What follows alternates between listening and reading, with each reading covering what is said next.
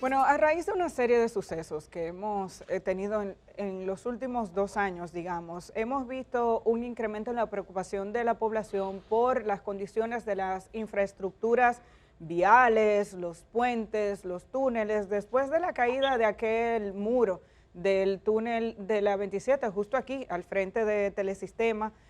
Lo que acaba de ocurrir hace unos meses en el Jet Set, hemos visto que la población dominicana se preocupa cada vez más por denunciar cada vez que ve un agrietamiento en un puente, ya sea peatonal o vial o de vehículos. Y este fin de semana no fue la excepción. El pasado viernes se viralizó a través de las redes sociales una preocupación de las personas que veían un agrietamiento en el elevado de la Churchill, que es como lo conocemos en la capital, es el elevado de la Churchill con Kennedy. Como consecuencia de eso, se llamó al Ministerio de Obras Públicas y vamos a ver si ponemos algunas imágenes de lo que allí ocurría. El Ministerio de Obras Públicas intervino la obra y dio su evaluación al respecto. Le decía a la población, no hay que temer, pero sí se identificó cuál era la situación y se intervino. Hemos decidido conversar y poner a disposición de todos ustedes al ingeniero Fernando Taveras, viceministro de Mantenimiento Vial de Obras Públicas, que fue la persona del Ministerio de Obras Públicas que estuvo al frente de esta intervención. Ingeniero, muchísimas gracias por atender esta llamada. Buenos días. Buenos días, Amelia y el señor Germán. Un placer esta mañana saludarle. Ingeniero, cuéntenos, bueno, hemos visto esta preocupación de la gente, veía un agrietamiento en el elevado de la 27 de la Kennedy con Churchill, y eso generó preocupación, un agrietamiento en el elevado de la Churchill con Kennedy. ¿Hay razones para estar preocupados? ¿Qué es lo que ocurrió allí y qué fue lo que ustedes hicieron? Muy bien, mire, eso que hicimos en ese elevado de la Churchill con Kennedy es rutinario y me alegra muchísimo de que los ciudadanos estén empoderados, que no hagan la advertencia, porque no solamente eso que hicimos ahí, sino nosotros hacemos decenas de intervenciones de esta naturaleza que no se entera el público necesariamente, porque son intervenciones muy ligeras. Es una junta de expansión que es normal el uso se desgasta por los niveles de humedad, por los niveles de temperatura. ¿Qué hicimos nosotros? Que el sábado a las 10 de la noche descubrimos, le quitamos la carpeta asfáltica que tenía, vimos un desgaste en el lateral izquierdo donde había casualmente un pequeño hueco que se podía mirar hacia abajo. Sustituimos esa junta, rellenamos de nuevo, la tapamos, vamos a decirlo así, con la misma carpeta asfáltica que tenía. Incluso esta noche vamos a ranurar, hacer una ranura para que esos movimientos naturales que tienen esos elementos, ya sea por temperatura y carga, tienen movimientos, están libres, se mueven, y es una situación normal. Y es bueno esto. Es bueno explicarle a la gente qué es la Junta de Expansión, porque tal vez muchas personas no le entienden, y ahí es donde se reúnen o se juntan dos elementos importantes de ese mismo puente. Pero si usted puede explicarlo de forma llana, ¿qué es la Junta de Expansión y para qué sirve? Mire, la Junta de Expansión es un elemento que une dos estructuras. En este caso, casualmente, cuando empezamos a subir por la Churchill, estamos subiendo sobre una estructura de hormigón. Luego cambiamos a una estructura metálica, un metal bed, y volvemos de nuevo al final, cuando nos integramos a la Kennedy, es una estructura de hormigón. Esas dos uniones tienen juntas de expansión. ¿Qué quiere decir eso? Que con una goma, como vamos a hablar llano, es una goma que permite el movimiento, ya sea por temperatura de estos elementos, y incluso, si yo le digo, yo puedo quitar esa junta de expansión y el puente sigue igualito, o el elevado sigue igualito, no hay ningún cambio. Va a haber un tropezón, vamos a llamarlo así, un carro va a sonar tum tum la goma, pero no va a pasar nada. Fernando. Estéticamente hay que cubrirlo, operativamente para la rodadura, hay que cubrir la superficie para que los vehículos transiten normal. ¿Y para qué sirve esa junta, esa goma? ¿Para qué sirve? ¿Qué efectividad tiene? Es que esas estructuras se expanden y se contraen debido a los cambios de temperatura. Es normal, es un movimiento normal. O sea, la temperatura hace que ese elemento estructural, ya sea que se expanda o se contraiga, y tiene que tener libertad, porque si no tiene eso, igual que en edificaciones, para que la gente entienda, simplemente se agrietarían si no tienen ese elemento. Y se puede romper la estructura rígida. Correcto, o sea, usted tiene nociones muy avanzadas de ingeniería. Lo que hicimos hacerlo lo más llano posible. Lo más llano posible. Perfecto. Fernando, buen día, ¿qué tal? Buenos días. Estamos hablando de algo parecido a lo que veíamos recién en el Puente Duarte, esa junta entre un segmento y otro. Correcto, en el Puente Duarte. Okay. Esa junta. Y todos tienen, si usted camina los demás elevados, usted ve en algunos sitios que se siente como un pequeño tropezón. Va caminando un tropezón. Cada uno de esos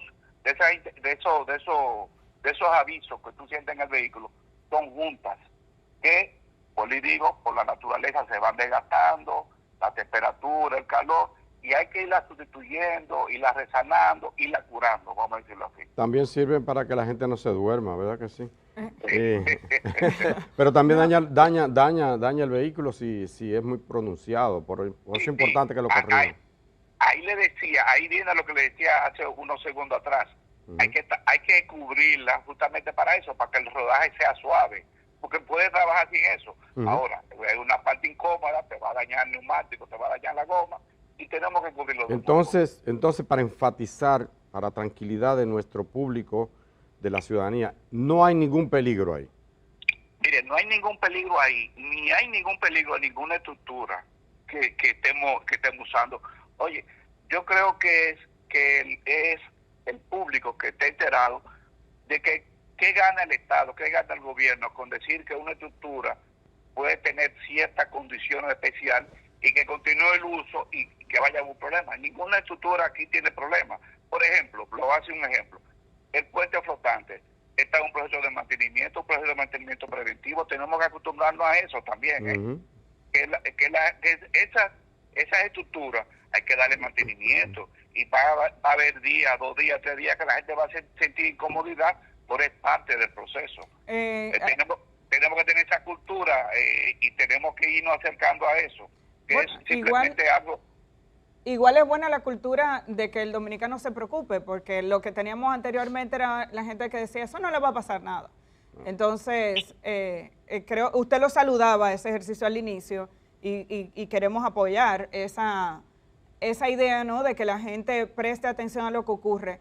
Pensando en la explicación que usted nos daba, y como para que la gente entienda lo mismo que pasa con los edificios antisísmicos, que se mueven, son flexibles, aquí lo que estamos hablando es, usted decía, una estructura de hormigón se conecta con una de metal, que es la que hace la curva, entiendo yo, la curva del elevado, y para que se junten tranquilamente de una forma suave se le pone un empalme, que es como una goma, y eso es lo que se desgastó. Y es lo que permite que cuando pasen los vehículos eso se mueva y que no se rompa. Ahora, ¿con qué frecuencia se le están dando mantenimiento a esas estructuras? Hemos hablado mucho del puente de la 17, por ejemplo, que se ha estado haciendo una intervención mucho mayor. ¿Cuál es la situación de la revisión de la infraestructura pública, de puentes peatonales, elevados? ¿Cómo el ciudadano sabe que realmente se está haciendo la supervisión de forma adecuada?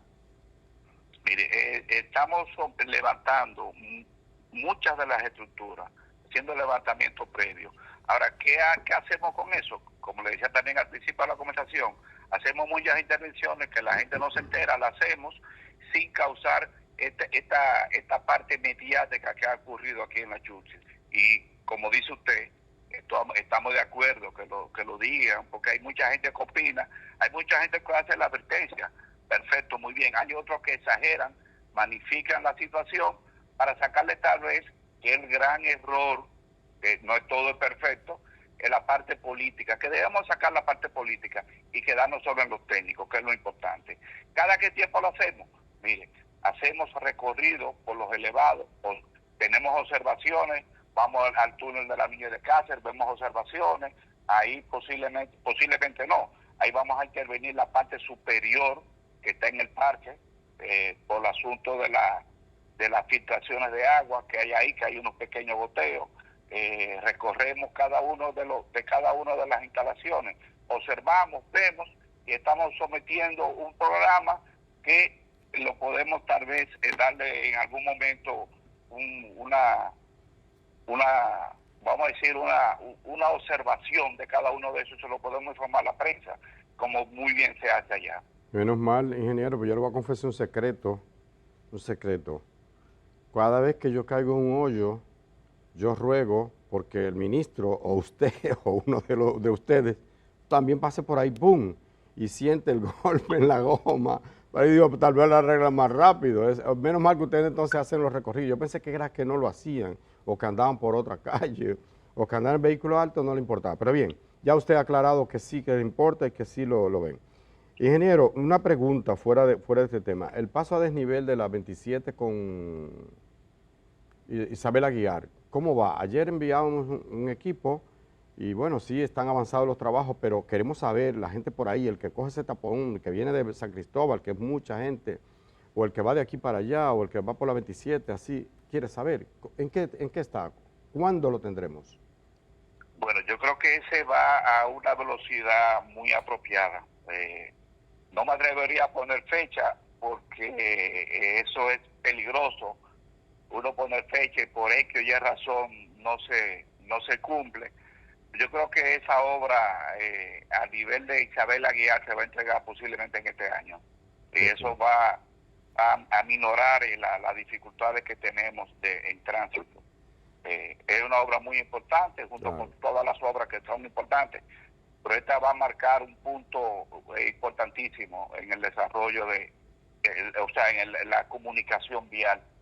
Desde aquí, y como ustedes también dijeron hace poco, cuando se inaugure la circunvalación de Baní, la de Asua, esa continuidad, o sea, va a haber un desarrollo. El pajarito me dijo que la de Baní es esta semana. En el 14 se inaugura la de Baní. Sí, o sea que vamos a estar bien comunicados, el sur va a estar muy bien comunicado, que tuvo mucho tiempo olvidado el sur, porque cruzar Baní, cruzar Asua, ya va a será historia. Lo contaremos a los hijos de nosotros, lo que hacíamos, esa pericia, cruzar por ahí. Bueno, ojalá, porque hay mucha queja de los sureños. 2 puntos muy breves. El primero, ¿hay algún mecanismo de comunicación directa con el Ministerio de Obras Públicas para hacer este tipo de denuncias, tomando en cuenta, como la que vimos en la Churchill, tomando en cuenta que usted es el viceministro de Mantenimiento Vial, quizás hay algún teléfono, Obras Públicas tiene a través de su página web, algún mecanismo a través del cual la gente pueda comunicarse y decirle, miren, me preocupa esto, está pasando tal cosa, porque de verdad que no quisiera desanimar a las personas a que denuncien, quizás el tema de la alarma es otra cosa, pero qué bueno que estamos preocupándonos por prevenir, ¿verdad? Mire, yo creo que las redes sociales cumplen, yo no tengo ningún teléfono ahora mismo que darle, Okay. Por las redes sociales, per se, cuando hacen el enlace con el Ministerio de Obras Públicas, todo el mundo se entera y nos enteramos nosotros. Tenemos una persona allá en comunicaciones, la señora Adi, que es muy activa y ella está recogiendo, recogiendo todas las observaciones, denuncias que se hacen en cada una de las redes sociales y nos lo comunica cada uno de nosotros, cada uno de los viceministerios que impactan cada uno, porque cada uno tiene un área de acción.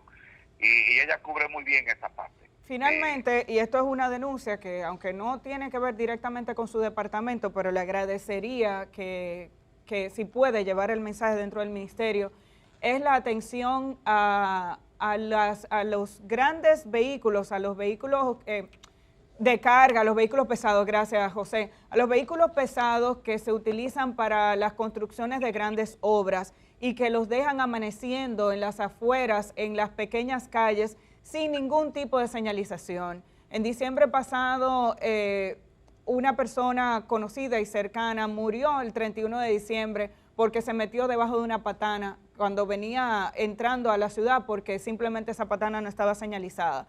En la madrugada de camino hacia acá, hay 1 o 2 vías que le transmitiré por mensaje privado, sobre todo en esta zona del Vergel. En los alrededores se están construyendo varios edificios y es frecuente que uno se encuentre con grandes camiones que no tienen ni siquiera los reflectores puestos. Incluso en la mañana de hoy me sorprendí cuando estaba casi encima por suerte venía a una velocidad media, cuando estaba casi arriba de un vehículo pesado que no tenía ningún reflector. Ojalá y las autoridades a través del Ministerio de Obras Públicas presten atención a eso, porque tengo entendido que es una obligación de los ingenieros y de la gente que está construyendo obras, que estos vehículos, si los van a dejar en la calle, que tengan todos esos reflectores y luces, pero con frecuencia nos los encontramos en la carretera incluso sin luz para alumbrar hacia el frente, mucho menos detrás. Pero quería hacerle la observación, sobre todo porque aquí en esta zona del Vergel es común encontrarse con esos vehículos pesados, muy oscuros o llenos de tierra, y la tierra impide que los reflectores se vean. Entonces, ojalá y ustedes puedan prestar atención a esto. Bueno, esa inquietud vamos a llevarla a las instancias, no solamente de obras públicas, sino las instancias que tienen que ver con el tránsito, como la DGCET, esa parte que es necesaria en toda sociedad, esa parte un poquito represiva, que tiene que imponer la ley, porque lamentablemente, como decía uno, en la mañana queremos tener vamos a poner nombre, un Bukele, por en la noche queremos tener otra cosa, alguien que sea liberal, ¿no? Debemos darle seguimiento, y estoy muy de acuerdo. Esa inquietud vamos a manifestarla inmediatamente, vamos a darle seguimiento a eso, que es una gran verdad. Muchísimas gracias, ingeniero Fernando Taveras. Gracias por acceder a conversar con nosotros, viceministro de Mantenimiento Vial del Ministerio de Obras Públicas. Finalmente cerrando la conversación, muchísimas gracias y que tenga buen día. Buenos días, buen día a todos. Gracias. Fernando Taveras es un nombre de un héroe nacional. Fernando Taveras en la batalla del 30 de marzo, junto con no, Herman, lo que pasa es que tú me llega el nombre. Te disgregas de una forma tan fácil. No me digrego. Estoy recordando ese nombre y hay que recordar la historia. Cerrando el tema del elevado, decirle a la gente que siempre vamos a aspirar a que la población preste atención a cualquier situación de riesgo. Y una cosa es denunciar y otra cosa es alarmar, pero cuando uno no tiene conocimiento sobre infraestructura, es normal que si ve un agrietamiento se preocupe. Y yo creo que tenemos que aplaudir que la ciudadanía está prestando atención a estos temas. También es bueno que el Ministerio de Obras Públicas haga lo que hizo en esta ocasión, que prestó atención a la denuncia ciudadana, inmediatamente acudió y se tomaron medidas rápidas. Vías de comunicación frecuentes, las mismas redes sociales que sirven para denunciar, son las mismas vías que pudiera utilizar el ministerio para decirle a la gente qué encontró y cuál es la solución. No necesariamente se entera todo el mundo de la misma manera en que se viraliza la denuncia, pero ahí está. Para toda la gente que usa esta vía, el elevado de la Churchill, que es como nosotros lo conocemos, digamos que el problema no es estructural, y es una junta, fue resuelto y aplaudimos a la gente que se hace eco de este tipo de denuncias. Correcto, que lo básico es eso, que no representa un peligro inminente, no es una cosa para alarmarse. Es importante el buen uso de los medios, no importa el que sea, puede ser redes sociales, puede ser un medio formal, una denuncia, debe hacerse con responsabilidad y la gente que lo hizo, bien por ello. Vamos a hablar... ¿qué te parece, mi querida Amelia, si hablamos un poco de la operación FM? ¿Qué está pasando? FM, a ver si recuerdan. ¿Qué fue aquella operación FM? Bueno, las autoridades descubrieron que metido en bocinas, enormes bocinas para carro o eso, para radio, para hacer fiesta y cosas, venían con frecuencia una cantidad enorme de dólares. Es la operación, por eso se llamaba así, Operación FM. Se destaca el nombre de una exdiputada del Partido de la Liberación Dominicana, Gladys Sofía Ascona. Ella fue condenada, oigan esto, a 8 años de cárcel por esa situación. Ayer esta semana apelaba, y bueno, ella está reclamando, está pidiendo que le sea variada esa condena a través de sus abogados.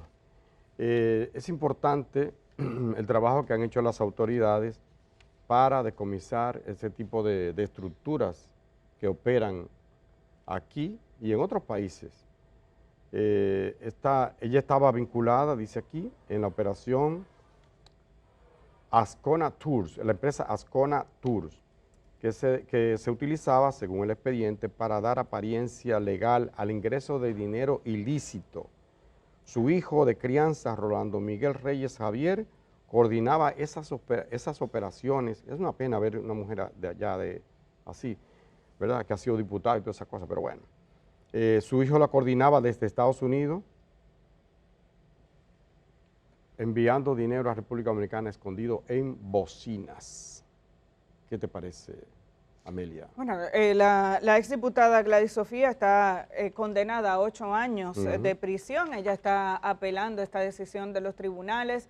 Es preocupante la cantidad de políticos, incluso electos en algunos casos a través de los procesos electorales de nuestro país, que han resultado estar vinculados a redes de narcotráfico y de crimen organizado. Ya tenemos varios casos, incluso algunos extraditados hacia los Estados Unidos o detenidos en este país, lo que nos da una idea de una situación de la que venimos hablando bastante en estos meses. La cantidad de sustancias narcóticas que circulan por el territorio dominicano, la cantidad de decomisos que ha hecho la Dirección Nacional de Control de Drogas y el volumen de esos decomisos nos da una idea de la cantidad de sustancias narcóticas que entran y salen por el territorio dominicano, porque uno tiene la percepción, en este caso es una percepción de que cada vez que se produce una detección de un cargamento donde se habla de toneladas de cocaína o de marihuana, uno dice, esa es la que agarraron,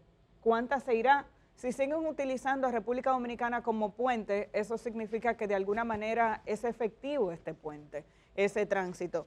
Y uno también se sigue preguntando por qué las grandes naciones que condenan ese tránsito por la República Dominicana no ejercen una mayor presión sobre la circulación de esa droga en su territorio, ya sea en los Estados Unidos o en los países europeos donde están los consumidores, que al final representan también un problema de salud y de crimen organizado por la lucha que hay por el control de la venta de estas sustancias narcóticas en los territorios donde llega esa droga. Entonces pero tenemos... mira, además de... Sí, además de la diputada, discúlpame la interrupción, además de la diputada, está implicado un hijo de un exfiscal de Santiago.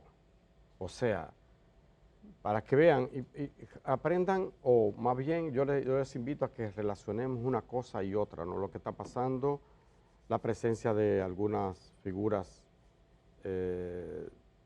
extranjeras, mexicanas, colombianas, saquen ustedes su conclusión, la movilización de tanta cantidad de dinero, de dólares en efectivo, escondido en bocinas, la implicación de una figura importante, política, exdiputada en este caso, de un hijo de un fiscal, que este fue condenado a 20 años, el hijo del fiscal, este se dice que era el cabecilla de todo ese grupo, Juan Gabriel Pérez Tejeda, alias Gordo Único, hijo de un fiscal de la jurisdicción laboral de la provincia de Santiago.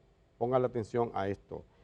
También Anabel Altagracia Sánchez Santana y Dina Madison Noguera. Estos fueron sentenciados a 10 años de cárcel y al pago de 200 salarios mínimos. Y también Rolando Miguel Pérez Javier.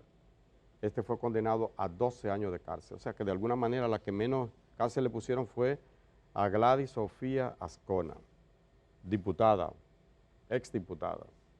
Me apena porque ver una mujer y ya a su edad y ya, qué sé yo, habiendo tenido ese nivel en la vida pública y política del país, a uno le apena, ¿verdad?, ver que está implicado en ese asunto. Bueno, y a propósito de crimen organizado, de uso de armas y de violencia, tenemos que dar una noticia que acaba de ocurrir y se acaba de comunicar a nivel internacional.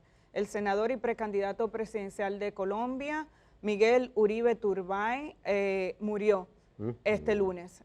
Ya la información ha sido publicada a través de sus redes sociales y se confirma en Colombia. Recordemos que es un joven precandidato presidencial, legislador, que estaba participando en un acto político cuando fue víctima de un atentado en Bogotá. 39 años de edad, sufrió este atentado el 7 de junio durante un acto político. Vamos a ver si podemos poner imágenes de este político colombiano a nuestro equipo de producción, el senador Miguel Uribe Turbay.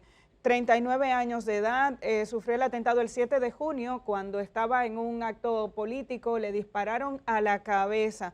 Luchaba por su vida desde ese momento en una clínica privada de Bogotá.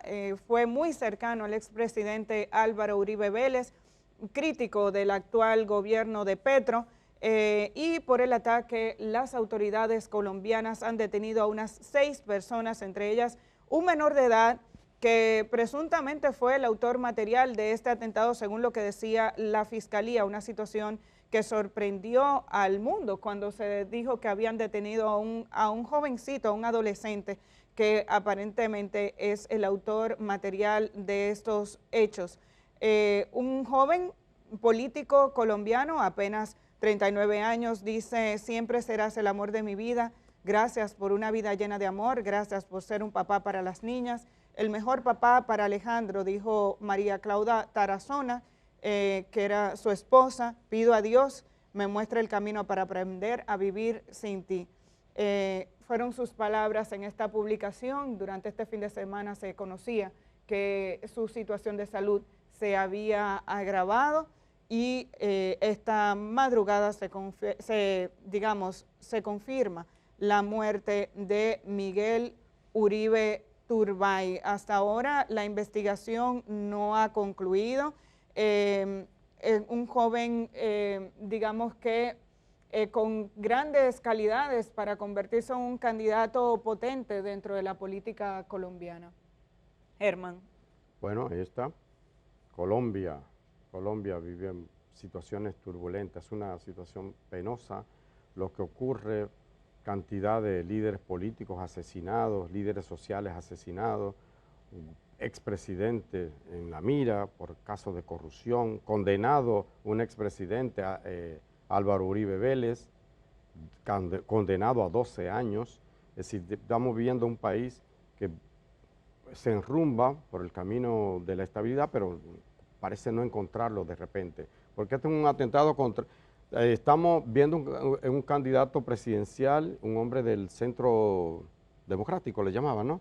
Del partido de Uribe, de la derecha, pero son cientos los exguerrilleros, son cientos los exdirigentes campesinos y populares que han sido asesinados durante los últimos 3 años en Colombia, cuando se suponía que iba a haber paz.